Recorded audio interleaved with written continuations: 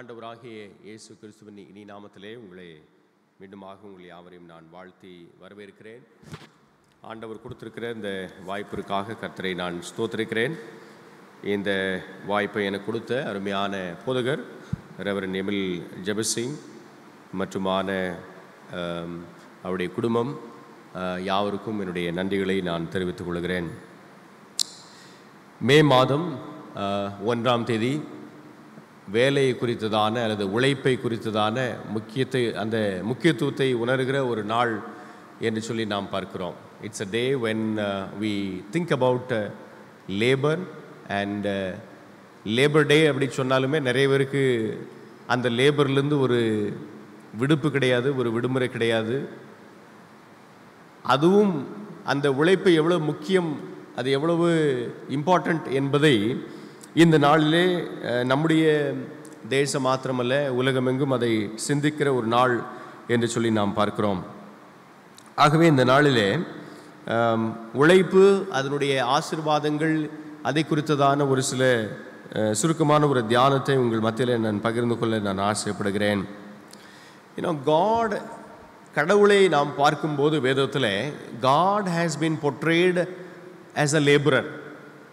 ஆண்டவரும் வேலை செய்கிறவராக, உழைப்பை முக்கியத்துவப்படுத்துகிறவராக வேதத்திலே நாம் பார்க்கிறோம். கிரியேஷன் நரேட்டிவ்ஸ் ஆதியாகமம் 2வது அதிகாரத்திலே நாம் பார்க்கும்போது like a gardener, like a person who can create something new, புதிதாக உருவாக்கக்கூடிய, உழைப்பினாலே கொண்டு வரக்கூடிய அந்த தன்மைகளை அங்கே நாம் ஆண்டவரிடத்திலே நாம் பார்க்கிறோம் என்பதை நாம் சிந்திக்கிறோம். ஆகவே ஆண்டவர் நம்முடைய உழைப்பை God blesses our labor, நம்முடைய உழைப்பை ஆண்டவர் ஆசீர்வதிக்கிறார். அதனுடைய அந்த தலைப்பின் அடிப்படையில் 3 காரியங்களை உங்களோடு கூட நான் பகிர்ந்து கொள்ள நான் ஆசைப்படுகிறேன்.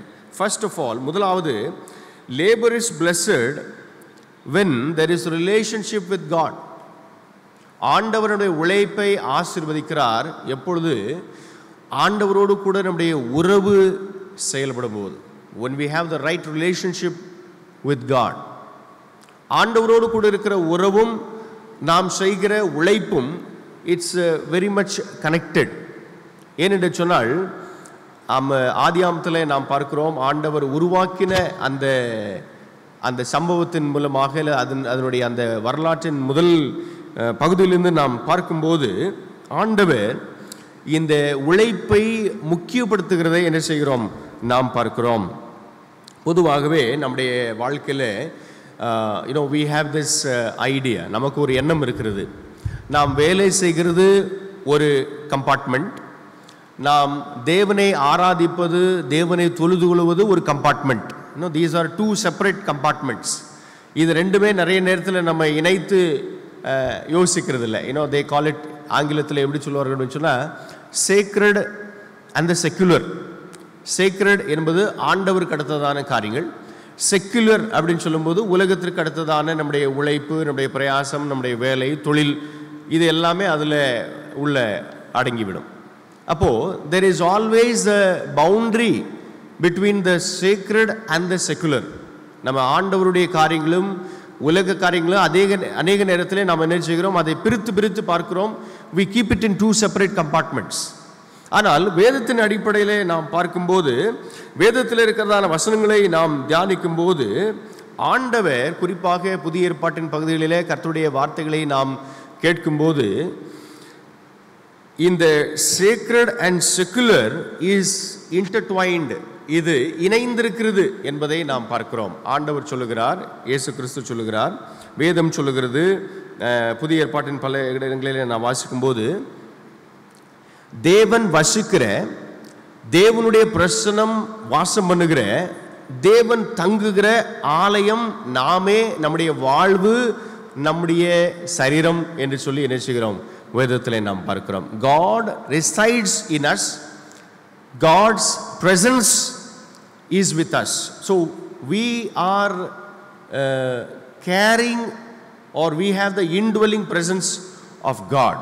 அப்படின்னு பார்க்கும்போது இப்போ அந்த சேக்ரட், செக்குலர், இந்த ரெண்டுத்துக்கு உண்டான வித்தியாசங்கள் இங்கே மறைந்து போகிறது என்று சொல்லி நாம் பார்க்கிறோம். அப்போ ஆண்டவருடைய பிரசன்னம் நம்மோடு இருக்கிறது. ஆண்டவர் நமக்குள்ளே வாசம் பண்ணுகிறார் அப்படின்னு சொன்னோம்னா, நம்ம வேலை செய்வதும் நாம் தேவனை ஆராதிப்பதும் they are very much in relation, they are connected. அது ஒரு இட்ஸ் a relationship என்று சொல்லி நாம் பார்க்கிறோம். அதைத்தான் பவுல் மிக தெளிவாக விவரிக்கிறதை நாம் பார்க்கிறோம். ரோமர் 12:1 ஆகிய வசனத்தை நாம் வாசிக்கும் போது, நம்முடைய மனம் புதிதாக வேண்டும், நம்முடைய சிந்தை புதிதாக வேண்டும், உலகத்தினுடைய காரியங்கள் அல்லது உலகத்தினுடைய சிந்தை நம்மிலே வாசம் பண்ணக்கூடாது, நாம் உலகத்திற்கு மாதிரியாக கற்றுக் கொடுக்கிறவர்களாக இருக்க வேண்டும் என்று சொல்லி ரோமர் 12:1 பவுல் அதை ஆதாரமாக வைத்து இந்த வசனத்தை அவர் எழுதுகிறார். இன்னொரு வசனத்தை நான் சொல்லுகிறேன். கொலோசியர் 3:23 ஆகிய வசனத்தை நாம் வாசிக்கும்போது, கொலோசியன்ஸ் 3:23 இட் சேஸ், நாம் எதை செய்தாலும் அதை கர்த்தருக்கென்றே நாம் செய்ய வேண்டும் என்று சொல்லி பவுல் மீண்டும் கற்றுக் கொடுக்கிறதை நாம் பார்க்கிறோம். He says, whatever you do, work sincerely, work heartily as for the Lord and not for men or human beings அப்படின்னு சொல்லி நாம் பார்க்கிறோம். வேதத்தில் நாம் பார்க்கும்போது இந்த டிரான்ஸ்லேஷன் சொல்லுகிறது, you work for God and not for human masters.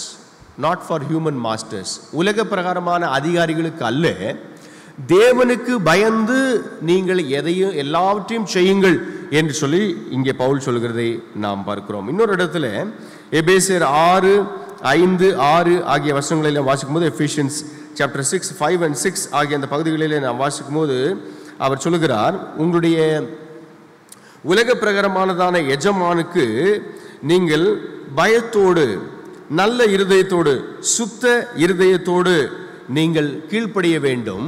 அந்த கீழ்ப்படிதலை குறித்து அவர் சொல்லும்போது அவர் சொல்றார் பாருங்க, நீங்கள் கிறிஸ்துவுக்குள், he says, as you would obey Christ, கிறிஸ்துவுக்கு நீங்கள் கீழ்ப்படுகிறதை போல நீங்கள் உங்களுடைய எஜமானுக்கு நீங்கள் கீழ்ப்படியுங்கள். அதை தொடர்ந்து அவர் சொல்கிறார், நீங்கள் அவர்கள் பார்க்கிறார்கள் என்பதற்கல்ல. 6வது வசனம், can we put up that verse 6?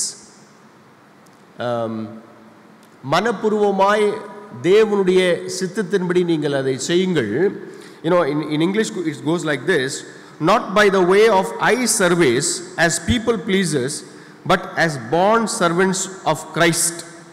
நாம் மனிதனை பிரியப்படுத்துகிற அளவில் அல்ல, not as to please men, ஆனால் கர்த்தருக்கு பயப்படுகிற பயத்தில் மனிதன் பார்க்கிறான் என்பதற்கு அல்ல, எஜமான் பார்க்கிறான் என்பதற்கு அல்ல, கர்த்தர் பார்க்கிறார் என்கிற ஒரு சிந்தனையோடு என்ன செய்ய வேண்டும்? கீழ்ப்படிய வேண்டும், உழைக்க வேண்டும், வேலைகளை செய்ய வேண்டும் என்று சொல்லி இங்கே வேதம் நமக்கு கற்றுக் கொடுக்கிறதை நாம் பார்க்கிறோம். அப்போ அவர் லேபர் இஸ் பிளெஸ்ட், நம்முடைய உழைப்பை ஆண்டவர் ஆசீர்வதிக்கிறார். when we see it in the relationship with God, when we keep our job and our responsibility in the prism of our relationship with God, நாம் தேவனோடு கூட இருக்கிறதான நம்முடைய உறவை மையமாக வைத்து நாம் உழைக்கும் போது, வேலைகளை செய்யும் போது கர்த்தர் அதை என்ன செய்கிறார்? அதை ஆசீர்வதிக்கிறார். அதற்கு சிறந்த உதாரணம் யாரு? தானியேல், யோசேப்பு. இதை போன்றதான அநேக உதாரணங்கள் வேதத்தில் என்ன செய்கிறோம்? நாம் பார்க்கிறோம். மனிதன் பார்த்தாலும் சரி, பார்க்காவிட்டாலும் சரி, எஜமான் கண் திறந்திருந்தாலும் சரி, எஜமானுடைய கண் மூடி இருந்தாலும் சரி, எஜமான் ஆஃபீஸில் இருந்தாலும் சரி, பாஸ் ஆஃபீஸிலிருந்து வெளியே வெக்கேஷன் போயிருந்தாலும் சரி, what ever it may be, எப்படிப்பட்ட ஒரு சூழ்நிலையாக இருந்தாலும் கூட, நான் செய்கிற காரியங்கள் என்னுடைய எஜமானுக்காக அல்ல, என்னுடைய உழைப்பு எல்லாமே கர்த்தருடைய பயத்தை சார்ந்து இருக்கிறது. I do it out of the fear of God, not just to please men, not just to please people. So when our relationship with God is on the right track, our labor is blessed. அப்போ தேவனோடு கூட இருக்கிறதான நம்முடைய உறவு, நம்முடைய வேலைகளை, நம்முடைய உழைப்பை தீர்மானிக்கும் போது அந்த உழைப்பை ஆண்டவர் என்ன செய்கிறார்?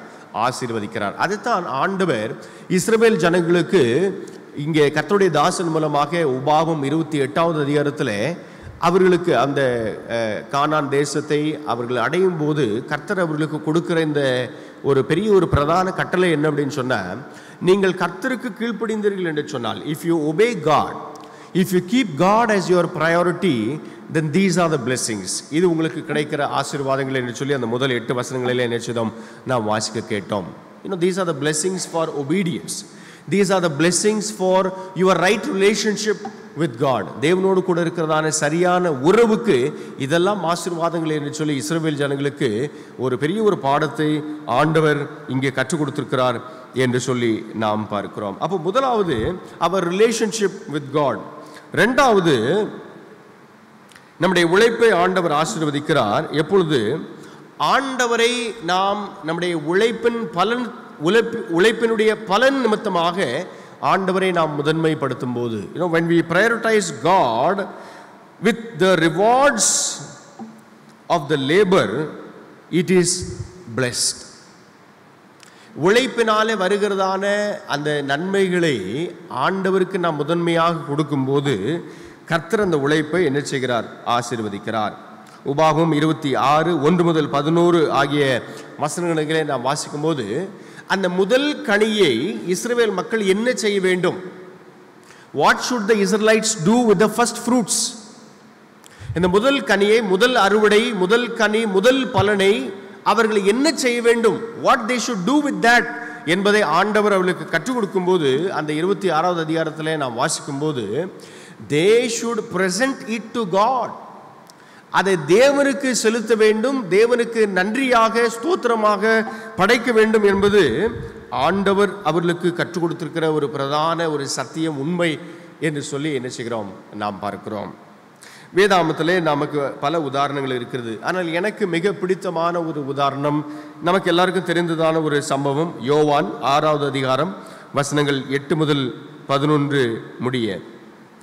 அங்கே ஆண்டவர் கேட்கிறார், இவ்வளவு ஜனங்களுக்கு நாம் ஆகாரம் கொடுக்க வேண்டும் என்று சொன்னால் எப்படி கொடுப்பது என்று சொல்லி சீடர்களிடத்தில் பலவிதமான கேள்விகளை கேட்கிறார். They do a lot of calculation and then they say, ஒரு ஆண்டினுடைய wages, ஒரு ஆண்டினுடைய 1 year salary wages, that much of amount will be required என்று பலவிதமான calculations அங்கே கொடுக்கப்படுகிறது. They come up with lot of ideas. ஆனால் இயேசு கிறிஸ்து கேட்கிறார், is there something in your hand? உங்களுடைய கரத்தில் என்ன இருக்கிறது என்று சொல்லி ஆண்டவர் கேட்கிறார். Then they found out a boy. அப்போ தான் அவங்க என்ன செய்கிறாங்க? தேடி பிடிக்கும்போது ஒரு பிள்ளை, ஒரு பையனை, ஒரு மகனை அங்கே கண்டுபிடிக்கிறார்கள். that boy brought and gave whatever he had. அவனுடைய கரத்திலே இருந்ததை அவன் என்ன செய்கிறான்? கர்த்தருடைய கரத்திலே அதை என்ன செய்கிறான்? கொடுக்கிறான். From his hand it goes to the hands of Jesus Christ. அவனுடைய கரத்திலே இருக்கிறதும் கடவுள் கொடுத்துத்தான்.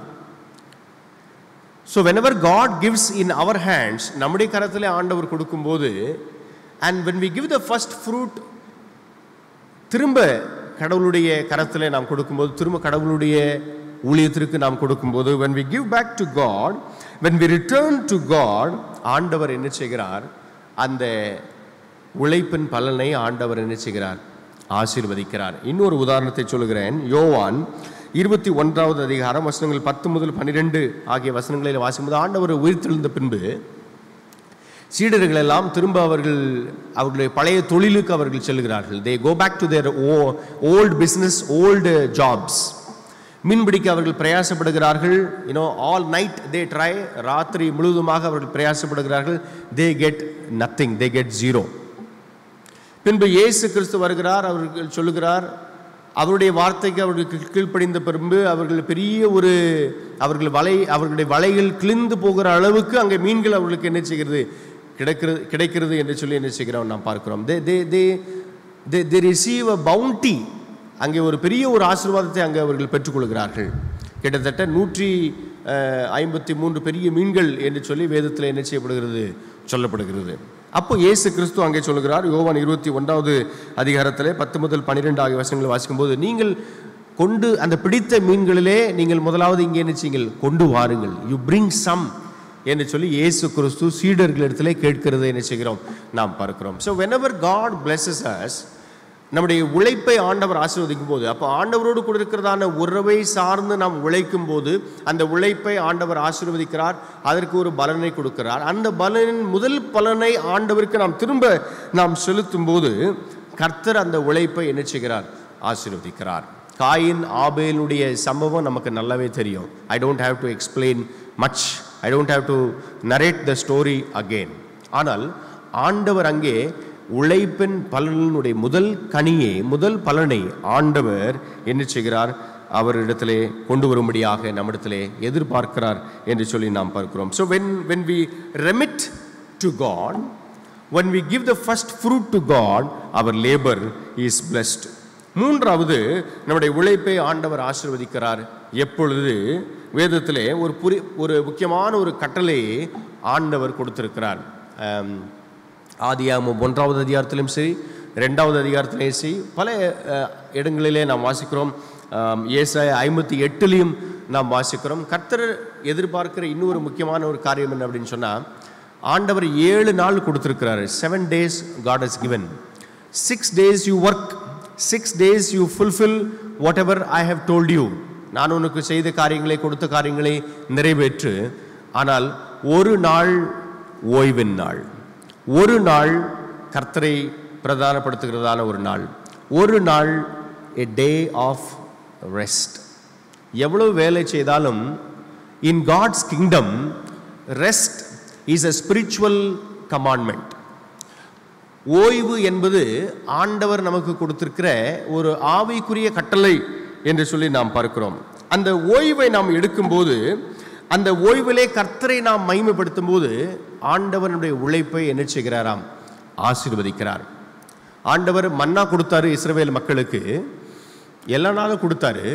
ஆனால் ஓய்வு நாளுக்காக முன்னாடியே என்ன செய்தார்? ஆண்டவர் அவர்களை சேர்த்துக்கொள்ள சொன்னார். ஆனால் மற்ற நாளுக்கு அவர்கள் சேர்த்துக்கொள்ளும் போது அது அவர்களுக்கு எந்த விதமான பலனையோ பிரயோஜனத்தையோ அது கொடுத்ததாக தெரியவில்லை. அது நஷ்டமாகத்தான் என்ன செய்கிறது?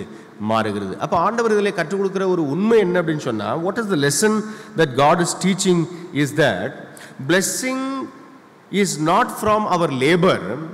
நம்முடைய உழைப்பினாலே ஆசீர்வாதம் அல்ல, ஆண்டுடைய கிருபையினாலே நமக்கு ஆசீர்வாதம். when God gives that grace, then our blessings continue to increase in our lives. அதுதான் இந்த உபாகமம் 28வது அதிகாரத்திலே முதல் 8 வசனங்களை நாம் வாசிக்கும் போது ஆண்டவர் சொல்கிறார், when you depend on God, God will bless you. So நாம் அந்த ஓய்வு நாளை நாம் முக்கியத்துவப்படுத்தும் போது, நிறைய நேரத்தில் பழைய சர்ச்சில் கூட பல இடங்களில் நான் I have observed that the day of rest, the day that we have to give priority to God, ஆண்டவருக்கு முக்கியத்துவம் கொடுக்குற அந்த நாளில் தான் மற்ற எல்லா வேலைகளையும் நம்ம என்ன செய்தோம்? வைத்திருப்போம். பிள்ளைகள் கூட they will give priority to something else rather than coming and worshiping God. So these are the practical lessons that we can remind ourselves. அப்போ ஆண்டவரோடு கூட இருக்கிற சரியான உறவு நம்முடைய உழைப்பை ஆசீர்வாதத்துக்கு நேராக வழிநடத்துகிறது. ஆண்டவர் கொடுத்திருக்கிற பலனிலே முதல் பலனை ஆண்டவருக்கு நாம் கொடுக்கும்போது ஆண்டவர் நம்முடைய உழைப்பை ஆசீர்வதிக்கிறார். நாம் ஓய்வு நாளை சரியாக ஆசரிக்கும் போது, ஓய்வு எடுக்கிற அந்த கட்டளையை நாம் நிறைவேற்றும் போது கர்த்தர் நம்முடைய உழைப்பை என்ன செய்கிறார்? ஆசீர்வதிக்கிறார் என்று சொல்லி நாம் பார்க்கிறோம். ஆண்டவர் தாமே இந்த மே மாதத்திலே, இந்த புதிய ஒரு மாதத்திலே, புதிய ஒரு தருணத்திலே ஆண்டவர் நம்முடைய உழைப்பை ஆசீர்வதிப்பராக, நம்முடைய குடும்பங்களை ஆண்டவர் பலப்படுத்துவாராக. நாம் கண்களை மூடி நாம் ஜெபம் செய்வோம். எங்களை நேசிக்கிற அன்பின் ஆண்டவரே, நீர் கொடுத்த இந்த வார்த்தைக்காக நன்றி. உங்களுடைய உழைப்பை நீர் ஆசீர்வதிக்கிறே சுவாமி. தொடர்ந்து நீர் பலப்படுத்தும். கேட்ட வார்த்தையின்படியாக நாங்கள் கீழ்ப்படிய கர்த்தர் நீர் எங்களுக்கு கிருபை செய்யும். உம்மோடு இருக்கிற உறவில் நாங்கள் பலப்பட ஆண்டவர் அனுக்கிரகம் செய்யும். இயேசுவின் நாமத்தில் பிதாவே, ஆமென்.